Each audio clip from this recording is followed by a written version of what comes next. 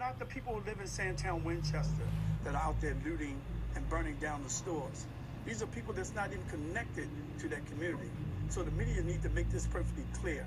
It is not the people that are living in Sandtown, Winchester, or the people who live in Gilmore Homes.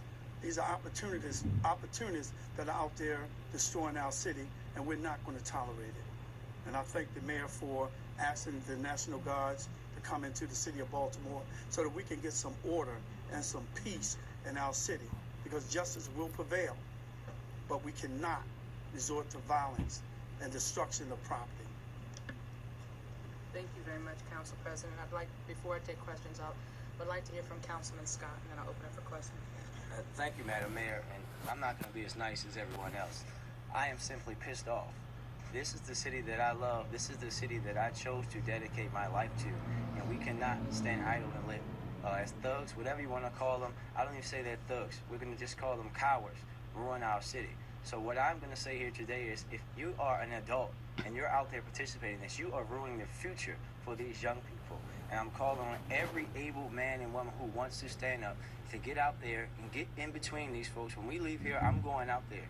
Get out there and stand tall and stand up for your neighborhood. We cannot let this be a repeat of 1968. The neighborhood that they're in right now has still been burned down from 1968. This is what we have to applaud upon these people. These young people are showing frustration. They're, at the end of the day, they're still our young people. And we have a lot to work to do with them, and folks are going to have to do it. This is going to be the starting point for that. We're going to have a lot of healing to do, but we cannot continue to let this go on. We have ignored them for too far long. Adults have to step up and be adults and take control of our children and take control of our future. I'll open it up to questions. Madam Mayor, what do you say about a lot of people saying you waited 5 hours all day before you make your first announcement about what's going on inside your city? Well, we've been managing the situation. I understand that there's a call for that you have to balance actually doing the work of managing with having press events, and the police department throughout the day has been putting out information. I've been working to make sure that we're managing this. There's a lot of moving parts, and I wanted to make sure that I was dedicated to that before we came out and spoke. Man, also, fuck at him. this particular time, it's in the 7 o'clock hour. You look at all the monitors behind you. This is your city that you ran for to become mayor of. Are you proud of it tonight?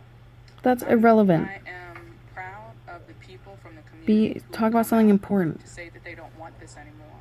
There are people who are marching right now to bring calm to our community. There are people who want so much for there to be peace and to protect the values of our community. I'm proud of them. I'm also very concerned because what I'm seeing is not, it's just not acceptable. You know, I went to one of the elementary schools in the Western District, Gilmore Elementary School, this morning, and talked to some 4th graders. And the first question the young lady asked me is, why are people trashing my neighborhood? I didn't have a good reason. I didn't have a good answer for her. It is so frustrating that people think that this makes sense to destroy our community when we know that those people who live there that are already hurting are going to be the ones that pay for that. Or injuries so far? Not yet. We can get that information to you.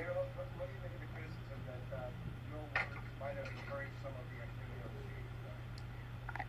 I'll say the very blatant mischaracterization of my words was not helpful today. I was asked a question about the property damage that was done. And in answering that question, I made it very clear that we balance a very fine line between giving protesters, peaceful protesters, space to protest. What I said is, in doing so, people can hijack and use that space for bad. I did not say that we were accepting of it. I did not say that we were passive to it. I was just explaining how property damage can happen during a peaceful protest. It is very unfortunate that members of your industry decided to mischaracterize my words and tried to use it as a way to say that we're inciting violence. There's no such thing. There was no order to the police to hold back to let some of this happen. Right? Absolutely not. Absolutely not. And I've never said anything to that fact. Absolutely not. What we did was manage a peaceful protest in the best way possible, and when